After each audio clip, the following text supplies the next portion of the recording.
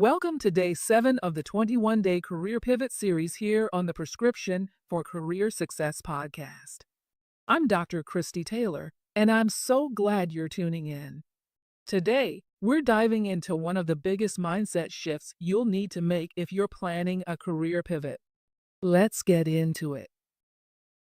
If you have recently had to make a pivot from your role, this is your space. One of the biggest roadblocks we see is fear, and more specifically, the fear of starting over. After spending years or even decades in the government, it's easy to feel like pivoting means throwing all that away. That fear creeps in. What if I have to start from scratch? Or what if no one sees the value of my federal experience? It's a real concern, and it keeps many professionals from making a move they know they need. But here's the truth. Not making a decision is still making a decision. Staying in a role that no longer serves you simply because it feels safe leads to quiet career stagnation. Over time, that safety becomes a ceiling that keeps you from growing into your next level. Another reason many federal professionals struggle to pivot? Lack of clarity. You know you want something different, but you're not sure what that something actually is.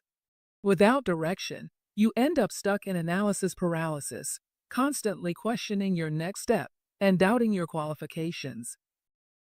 And that doubt becomes even louder when you don't know your transferable skills.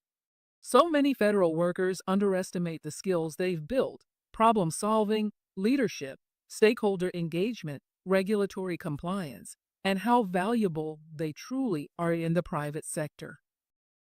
But here's the issue.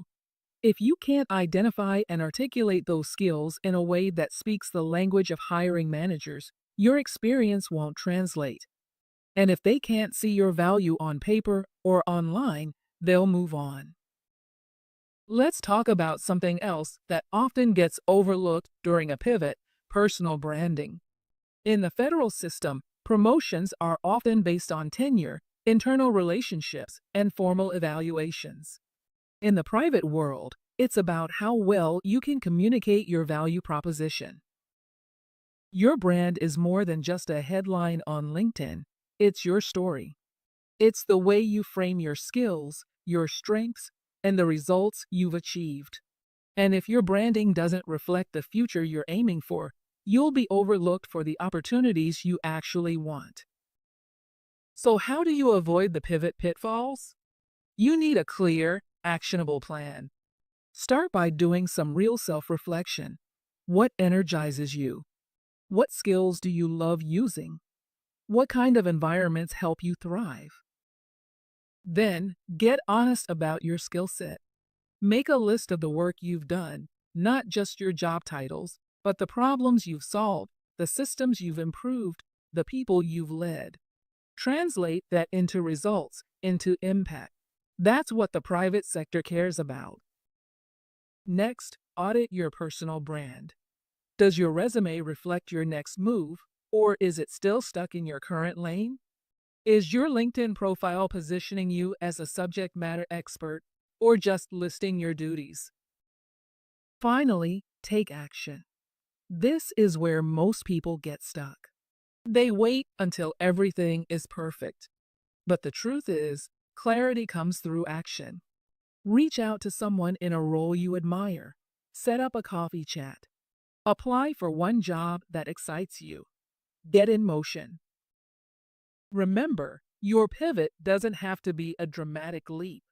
It can be a strategic transition. But it starts with mindset, clarity, and the courage to step forward even when it feels uncertain. To recap, fear, lack of clarity, and weak branding are what stop federal professionals from successfully pivoting. But with the right strategy, support, and a mindset shift, you can position yourself to make a confident, impactful move. This is not about starting over. It's about repositioning your experience in a way that opens new doors. It's about building a career that's aligned with your purpose and your potential. If this resonated with you, don't forget to join me for our free Beat the Bots Part 2 workshop series, happening every Tuesday this July at 7 p.m. Eastern Time. In this 45-minute session, we're focusing on reading job descriptions like a pro. You'll learn how to dissect job postings to understand what employers are really asking for and how to tailor your resume to meet those expectations. Click the link in bio to sign up. That's it for day 7. Take what you heard today and start moving forward one step at a time.